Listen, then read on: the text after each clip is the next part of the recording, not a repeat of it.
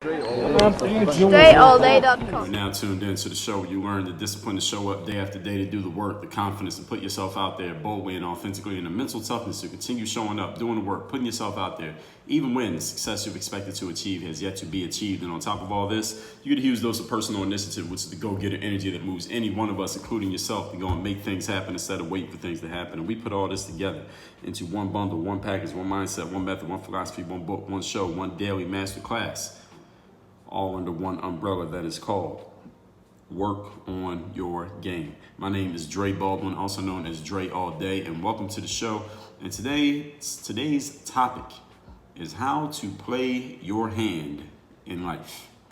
Now, we've talked in many episodes of this show about the concepts of equality and unfairness. I talked about equal opportunity in episode 1628. I told you why equality is impossible in 1622. We talked racial inequality in episode 1619. We talked about not all opinions being equal back in episode number 1305. I told you why equality is a myth back in episode 730. And just a few days ago, episode 1795, a couple weeks ago, I told you why female athletes do not deserve, quote, equal pay, close quote. Now, all that being said, since I told you from many different angles why we cannot manufacture force, nor should we be campaigning or protesting for things to be equal in life, because, well, for one reason, life would be pretty damn boring if everybody was exactly the same and everybody was equal, even in terms of opportunity, let alone outcomes. Each one of us has a different hand to play. Each one of us is given a certain set of circumstances that we had to deal with in our lives. How can we play those circumstances in such a way that it can actually become advantageous for us? So today is actually going to be, I would say, part one of really what's a little two-part mini-series here, because today I'm going to tell you how to play your hand in life, whatever that hand happens to be. And tomorrow, I'm going to tell you how to create an unfair advantage for yourself. So since today, again, we're talking about how to play your hand in life. Now, let me remind you or inform you that I have a text line where I want you to text me and tell me the best insight you got from today's masterclass. Something I'm going to say here today, or something that I have said here today that really gets you thinking differently, looking at things differently. Tell me what you're going to think or do differently based on something you heard today. My number is 305-384-6894. Again, 305-384-6894. Text me, add me to your phone, I'll add you to my phone. And yes, I will get that text, and yes, I will respond to you. Yes, that is really me. It's nobody responding on my behalf. So since I've said so many things about equality and why it's not going to happen no matter what programs or bills or laws get passed, there's no way you can manufacture people to be equal. It is literally impossible. And things are going to be unfair in life. I actually told you why you should be happy when there is unfairness in life. Let me tell you some episodes where I've talked about these concepts of fairness. I told you that life will never be fair, and anybody ever told you that it will be, they were lying to you. That was back in episode 613. I told you in episode 1786 why fighting fair, quote unquote, fighting fair is for losers and idiots. I told you episode number 1301 what your options are when you are facing unfairness in life, and also episode 955 what you can do when things are unfair. And even on the topics of privilege, we talked about creating privilege and favor for yourself in episode 1677, episode 1640, why you should be happy that privilege exists. And if you are a black person and you want to combat white privilege, I told you a strategic way to do so in episode 1533. So we talked about these concepts many times in the past. We'll probably talk about them more times in the future as more things are going on. But since I've said all these things, it does make sense that, all right, Dre, you have indoctrinated me and rammed it into my brain that the unfairness is a normal thing, that equality is not going to happen, and that things are just going to be imbalanced in life because this is just the way that life is. So it makes sense then, all that being said, this is me talking now, that I tell you how to play a hand that may not be as fortuitous as other people's hands. All that said, let's get right into it. Point number one. Topic, once again, is how to play your hand in life. First thing you need to do is stop wishing and start strategizing. Now, my favorite author, Robert Greene, he talks about this in one of his books. I don't remember which one it was. He talked about it because I've read 3 specific books of Robert Greene. I think he has 5 or 6, but 3 of them the 48 Laws of Power, 33 Strategies of War, and the 50th Law. Those three, I've read each of those books probably at least 50 times each. And this is something that he said in one of those three books. I don't even remember which one it was. It doesn't matter. You should read all three because I just mentioned them. This is one of the things that he says, is that a lot of times in life when people get into unfortunate circumstances, or a circumstance that appears to be unfortunate, because actually if we're being completely dispassionate here, there's no such thing as an unfortunate situation. Situations are neutral. It's the way that we look at the situation and we allow our emotions to paint it that makes it seem positive or negative, but the situation is completely impartial. When we get into situations that we look at as negative or unfortunate or not as good as someone else's, what we often do is we go into dreamer mode and we start dreaming about, man, I wish this situation was different. I wish this thing hadn't happened. I wish I had done this instead of what I did do, or I wish I had not done something, or I wish I had not done something instead of doing something, or doing something instead of doing nothing. We get into this dreaming mode and wishing mode and hoping mode of things being different, but dreaming, wishing, and hoping are not strategies to make things actually happen. So what we need to do instead, Robert Greene says, is really we need to just get active and get strategic about what we're doing. Actually, I don't know if Robert Greene said that, but I'm saying that. Get strategic and get active about what you can do with the situation at hand, rather than looking at the situation and wishing and hoping it was something other than it is. Because wishing and hoping for something to be different has never, ever changed the situation. If any of you know of a situation where things changed and it wasn't a Disney movie, please let me know about it, because I want to see it. Many of us spend so much valuable time in life wishing that things were different instead of just dealing with things as they are. And one of the keys to playing the hand that you have in life is actually playing the damn hand. Not complaining about the hand, not trying to throw the hand in, not protesting about the hand, but playing the hand, because this is the hand that you have. These are the cards that you've been dealt. And the time that you waste wishing and hoping that things were different is time that you can never get back. Time is the most valuable resource that you have of our 5 forms of investment. That's covered in episode 609. Time, money, attention, energy, and focus. These are the 5 resources that you have to create anything in your life. Anything you've ever created in life, you use all 5 of these resources. Time, the most valuable one, because this is the one that you cannot get back once it's used. All that said, if that means playing your hand, that means getting strategic, playing your hand, that means you need to switch the cards on the low and nobody knows about you switching the cards, hey, go ahead and switch the cards. If it means you got to ride out a bad hand, then ride out the bad hand. I remember when I was in high school, we would always play spades sometimes, either at the beginning of the school day before school started or during the lunch period. We would play spades. And any of you never played spades, it's okay. You don't need to understand it to understand how the game works. We're using a deck of cards. Everybody knows what a deck of cards is, right?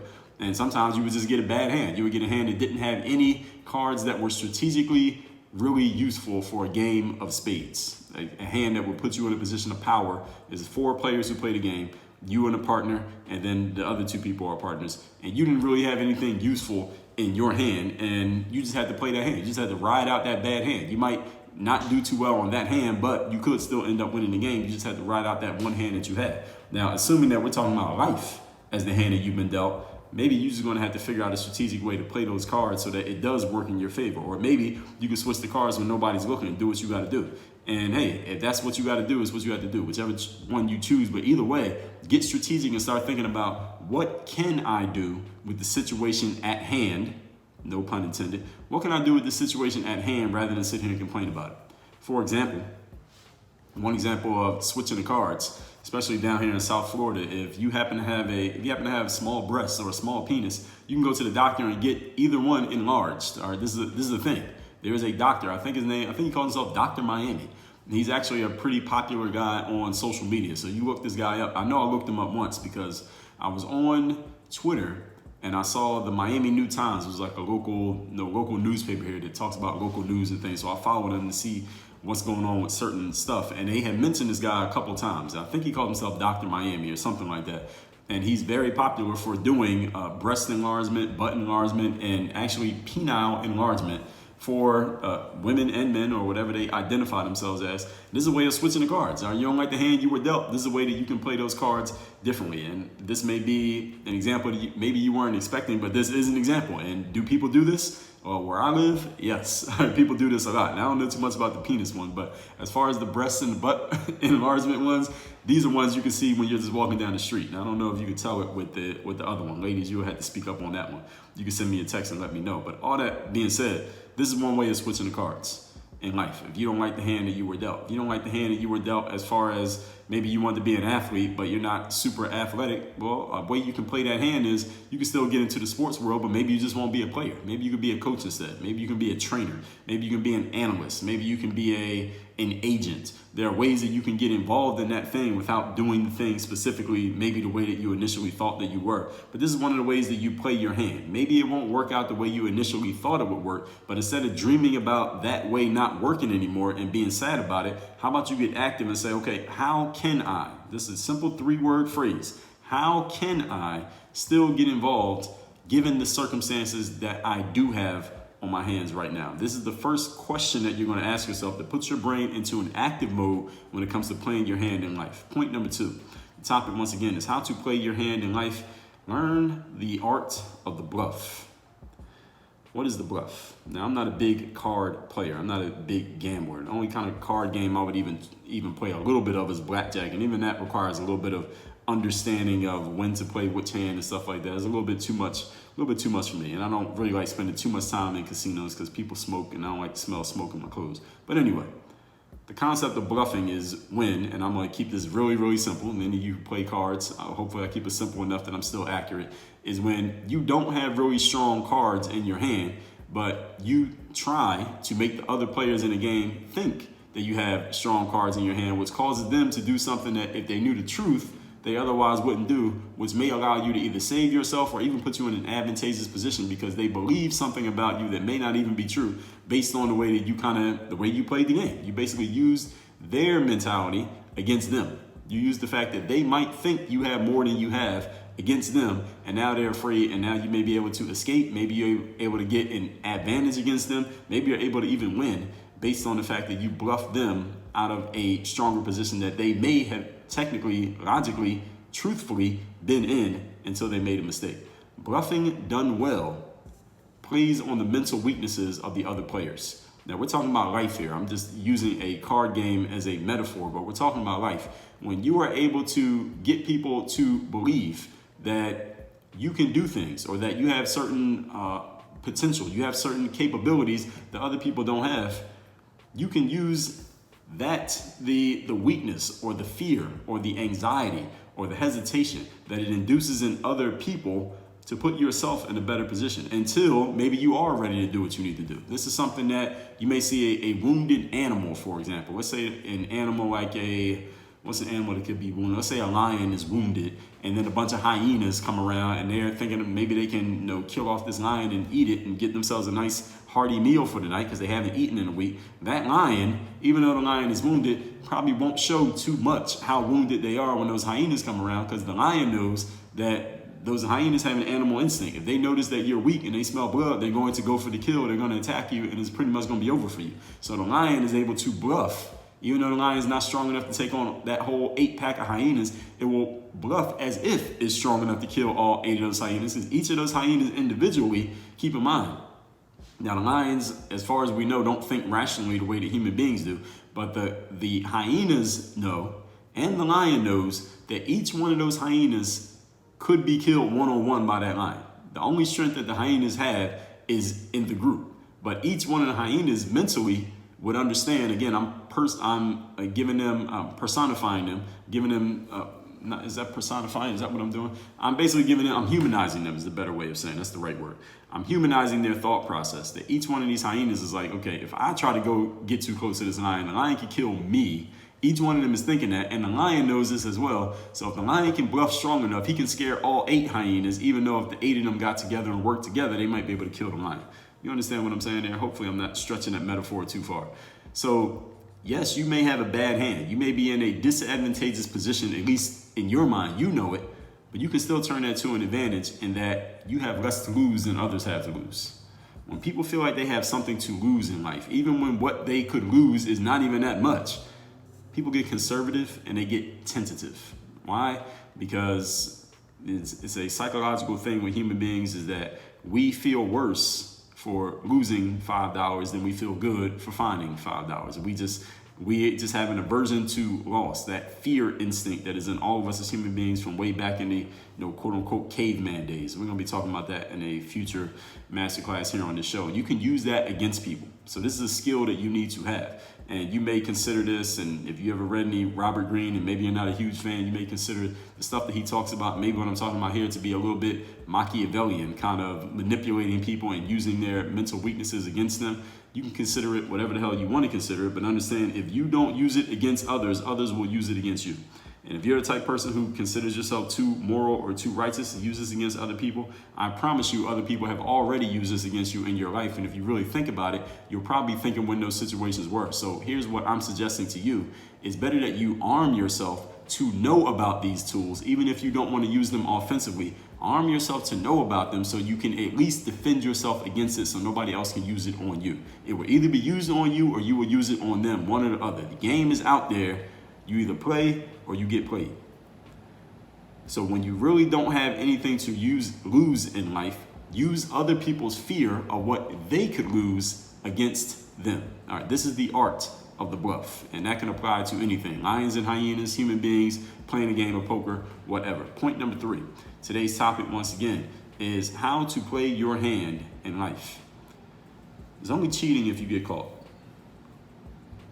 Now, this is a very Machiavellian point that I'm making here, but this is also true. Now, again, any of you who considers yourself to be too morally righteous or too above board to accept a point like this, that's fine. I'm not in the business of changing minds. All right, I told you that in episode number 1669. All right, I'm not here to change your mind, but it's still true, whether you agree with it or not. Whether you think it's good or not, whether you think it's something I should be broadcasting to the world or not, it's true whether you believe it, whether you agree with it or not, okay? It's only cheating if you get caught. All right, somebody cheated and nobody knows about it. Did they cheat? Not really. That's the way that I look at it. I don't necessarily mean here at this point, I mean this metaphorically, but it could also be literally. I don't mean necessarily actual cheating, but I could be. Anything that you do in life to better your position may not always be something that is so sweet and neat. It may not always be something that you will want broadcasted to the world. It might not be something that you want your grandmother to know about. It might not be something that you want your biggest fans and the people who think that you're an angel. You might not want them to know about the things that you did in order to get to the position that you're at, but you needed to do it in order to get to the outcome that you got to. And you would hope that the public thing stays public and the private thing stays private. That's just how it is. But nowadays, since so many, we're putting everything out there these days, social media is created for us to tell everybody in the world our business. Some of these stories start to come out. I'll give you 2 examples. Michael Jordan, Steve Jobs, 2 guys who are recognized as one of the best, if not the best, in their particular fields. 2 people who are recognized as big-time winners, as innovators, as people who paved the way for a bunch of other people to come behind them and create success behind them. 2 people whose accomplishments and contributions to the world we are still leveraging and using and riding the wave of to this very day, years, decades after what they actually created was put into the world. Both of these guys, if you read any books on either one of them, there's a book called Steve Jobs by Walter Isaacson, really good book. And Michael Jordan has had about 6 or 7 books written about him. I've read every single one of them. Both of these guys were notorious amongst their coworkers, amongst everybody who was around them during their time when they were doing their thing. Both of these guys were notorious for being complete assholes. And there's no mitigating circumstances to it. Both of these guys were known as being assholes. Michael Jordan was a complete asshole to his teammates. His teammates, not even that they necessarily said he was an ass, some of them actually did, is that they were more just inferior to this guy. That he was kind of the coach of the basketball team. Phil Jackson, the actual Bulls coach with the title, he was more the manager. All right, where Michael Jordan was really the coach. He was the one that everybody had to show up and give their best because they were afraid of how Michael would respond if they didn't do their job. Steve Jobs, the same thing. You read the Steve Jobs book, that there were many employees who worked for him who just considered him a complete asshole, couldn't work with him anymore. Just hated his guts. Employees who he made cry. Employees who he just trashed their work so badly that they just couldn't look at the guy anymore, and it really hurt the way that they looked at themselves because of the way that he would just upbraid them because he really didn't like the work that they were doing and it wasn't up to his standard. But both Michael Jordan and Steve Jobs, now when people get a chance to look back, decompress and look back, at the way that he drove people and the way that he pushed people. And there were some people that both of them pushed that didn't stick around because they just couldn't deal with those individuals. But for the most part, on balance, both of these guys are looked at as heroes. Both of these guys are looked at as greatness because of what they created in the long run. Now, again, let me be clear, and I'm not telling you that you need to be like Steve Jobs or that you need to be like Michael Jordan. What I'm telling you is both of these guys, quote unquote, cheated to win. If you understand what I'm saying. Steve Jobs didn't actually cheat, at least not that we know of. Michael Jordan didn't actually cheat, at least not that we know of. But again, I'm using this as a metaphor. The cheating part, when I say cheating here, what I mean is doing something that maybe many people probably wouldn't want to do or wouldn't want the world to know about if they did need to do it. They probably want to keep this part quiet. But if it would mean winning, if it means ultimate success in the long run, a lot of people would probably do it if they were guaranteed that nobody will find out. That's what I mean when I say cheating to win. And sometimes in life, you need to cheat to win. And it's only cheating if you get caught. And Michael Jordan, there was a book called The Jordan Rules that was written about him where a writer by the name of, what was that guy's name? Sam Smith, he was a Chicago beat writer, journalist. He went and wrote a whole book about the nasty tactics that Michael Jordan used, the mental and emotional tactics that Michael Jordan used against his own teammates to push and drive them so that the Bulls could be the best possible team that they could be. Michael Jordan denied the accounts of the book at the time that the book came out. I would say on balance, the book was probably pretty accurate. It was probably pretty accurate what Michael Jordan was doing. That's the kind of guy he was. And then, 20 years after he retired, they put out the ESPN series about the Chicago Bulls, and Michael pretty much admitted a whole lot of it. And he said, well, hey, I did this so we can win. And that was his whole thing, was winning. Now, he didn't want to admit that while he was playing because it would have tarnished his image. But now that he doesn't play anymore, he doesn't give a damn. I guess he can admit it. Steve Jobs is not alive anymore, but I bet he would probably admit it if you asked him to this day. Maybe he'd still be working. But these guys are both celebrated for winning because of the fact that their cheating is now on balance. Again, people can look at it. Again, their quote-unquote cheating is looked at as a positive thing because it's what they needed to do to win. And ladies, I don't know how you feel about it, but I know a lot of men who work in just the business world, entrepreneurs who they look at these stories of the Steve Jobs of the world, the Michael Jordans of the world, even as somebody like the Donald Trumps of the world, and they have these people have these negative traits that either are publicly known or they come out later on, and people are looking at them like, well, look, they did that and they ended up winning. And there's so many people out here in this world who want to win badly enough, or at least they claim they want to win badly enough, that they'd be willing to go there if they can get the same level of success. Now, again, I'm not telling you need to agree with it. I'm just pointing out that this is what it is. And you can accept it or you can throw it away. But this does exist in life. And again, you could either have it used against you or you can arm yourself to at least play defense. Here's another person who cheated to win.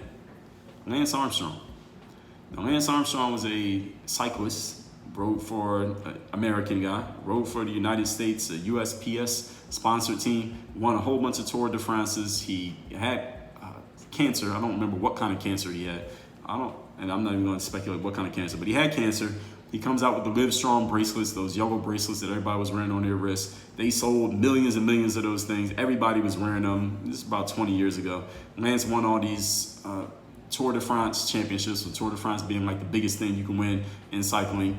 But people were always saying, hey, Lance Armstrong might be cheating. And because he was winning the most, he was the one who was getting all the attention for possibly cheating and doping. And during this time in the cycling world, from what I've read and what I've seen and what I've heard, seems like all the top cyclists at that time were all doing something. They were all taking some form of performance-enhancing drugs. And the only thing is, the drugs they were taking were just so far advanced of the testing that was being given at the time that the drugs were going undetected. And there was a rule in cycling that you couldn't test someone couldn't be tested unless they were actively riding, and you couldn't even test old samples from a rider unless they had ridden or competed in a race within a certain period of time. So Lance Armstrong won all these Tour de France's. He had this whole media that was after him, trying to prove that he was a cheater. They were never able to prove that he was a cheater. He was passing all of his tests, and he had retired, rode off into the sunset, and it was all good, even though some people said there were rumors that maybe he had cheated, but nobody had ever proven it. He had all his championships. It was all good. Lance Armstrong made the mistake of coming back and getting into another Tour de France. And then he had to submit, another sample where they would test for the doping and all of that, and he got caught cheating. Then he came out, he did an interview with Oprah, and he said he admitted to his cheating. And when he did that, everybody just turned on him. When he did that, people just distanced themselves from him. They tarnished his name. They said, oh, well, all his championships don't count. All the things that he won doesn't count. The thing is, Lance Armstrong was cheating to win. I think all the other cyclists were also cheating to win. Lance Armstrong was just better than all of them. They all cheated, so he was still better than them because they were all doing the same things that he still won. He got caught because he overreached and he blew it. It's not even the fact that he cheated, because again, my belief, and who knows if there's ever really a way to prove this, my belief is they were all cheating. All those cyclists were cheating. He was just doing it. Again, if they're all cheating, then it basically cancels each other out. Who's the best rider? He was still winning. So in life, you got to do what you need to do to better your position and win, and you will be celebrated for that win as long as you don't pull a Lance Armstrong, and as long as people don't find out about the hidden tricks that make it work. Now pause in there to let that one settle in. Again, is this a Machiavellian thing? Is this this is one of those things that you might want to keep in the shadows? Yes, 100%. But this is part of the game, people. Some of the people you're competing against, they may be doing some things that you don't know about in order to create their successes. And if and when you found out, you say, damn, oh, that's how they're doing it? Oh, no wonder. Now, you going to go there. Barry Bonds is another person that I wasn't even thinking about, didn't have him in my notes. But Barry Bonds, baseball player. He was recognized by many as the best player in baseball at a certain point. And he recognized that he wasn't getting the same kind of attention as some other players were getting, but he knew what the public did not know. He knew that some of these other players who were getting more attention than him were doping. They were cheating. They were taking performance-enhancing drugs. This is during the juiced, quote-unquote, juiced ball era, or the steroid era of baseball. When all these home runs are getting hit, these players who Barry Bonds knew he was better than, but they were getting all the attention because they're hitting all the home runs. Barry hit his share of home runs, but he wasn't hitting as many as those guys. And Barry Bonds decided at one point, you know what? I'm gonna start taking stuff. I'm gonna start doping too. I'm gonna take performance-enhancing drugs so I can get the same attention that they're getting. And he started doing it, allegedly. All this is alleged. And he hit a whole bunch of home runs, broke the record for home runs in a season. And eventually it came out that Barry Bonds was probably cheating, or maybe there was a list that he was on and his trainer went to court and all that. Basically, the consensus is to this very day, as of this recording, that Barry Bonds did cheat at baseball, that he took performance-enhancing drugs. That's pretty much the agreement. And because of this, the penalty for this is that he's not in the Hall of Fame of baseball. Barry Bonds should be in the Hall of Fame because, number one, Barry Bonds would have been in the Hall of Fame even if you erased everything he did from the point that he started cheating until the end of his career. He was a Hall of Famer before any of that stuff happened, number one. And number two, the Hall of Fame of a sport is not based on only putting in the people that you like. The Hall of Fame is based on giving people the full history of the game. If cheating is part of the history of the game, then the cheaters need to be in there, at least the ones who were great, because you have to tell that as part of the story. You can't just erase it. It's not like when you tell American history, you can erase that slavery happened. It's not something that people are proud of, but it happened. It's part of the history. So part of the history of baseball is people who cheated, because there was a whole era of a whole lot of stuff that happened with a lot of people. If you don't mention that, you're not giving people the whole story. I wrote an article about that a couple months ago. You can find it on my website. But anyway, all that being said, as long as you don't get caught for your cheating, or as long as the cheating that you do get caught for, you're able to paint it in such a way that you actually look like more of a hero, like Michael Jordan and Steve Jobs were, then you can get away with that cheating. But if you're not cheating, then as they say, maybe you're not trying. I say that with a wink and a smile, but maybe I'm being serious. Let's recap today's class, which is how to play your hand in life. I've talked many times about equality not happening and privilege and why you should not complain about it and actually try to get the unfairness on your side. Today I'm going to tell you exactly how to do it. Number one, stop wishing and start strategizing. Many of us spend so much valuable time wishing things were different instead of actually dealing with things as they are. If that means switching the cards, then switch the cards. You can find different ways to switch the cards and find different ways to play the hand that you have if you actually start thinking about how can I, that's the phrase, how can I, instead of you sitting around wishing like, why is this happening? Point number two, learn the art of the bluff. Bluffing done well plays on the mental weaknesses of other people. You may not have the strongest hand, but if you can get other people to think you have the strongest hand, you can actually use their fear, which is wired into every human being. You can use their fear against them to your advantage. This is a Machiavellian tactic, but if you're not using it, then somebody is using it against you, one or the other. Number three is only cheating if you get caught. I don't necessarily mean actual cheating. I can mean this metaphorically. I can also mean it literally, however. Anything you do to better your position that may not be so sweet and neat, and you probably don't want it on the front page of the newspaper, but you're willing to do it in order to win, like Michael Jordan did, like Steve Jobs did, like Lance Armstrong, Barry Bonds did. a bunch of people have done these things that they don't want everybody to know about. A few people got people to know about it and it made them look bad, but a few people got people to know about it and they were able to make it look like a good thing. This is all a political way of you playing the game. And politics is part of the game, ladies and gentlemen. In case nobody ever told you, actually somebody told you, I told you. So if you ain't been listening to the show enough, then go listen to episode 747, Why and How to Be Political ASAP. Episode 131, How to Make Politics Work in Your Favor. Episode 1766, Your Opportunity to Leverage the Game of Identity Politics. And episode 1692, Why You Suck at Politics and How to Fix It. All that said, send me a text. Tell me the best thing you got from today's episode. What are you going to do differently? How are you thinking differently based on what you heard today? My number, 305-384-6894. Once again, 305-384-6894. And tomorrow, as promised, I'm going to tell you how to create an unfair advantage. Work on your game. Dre, all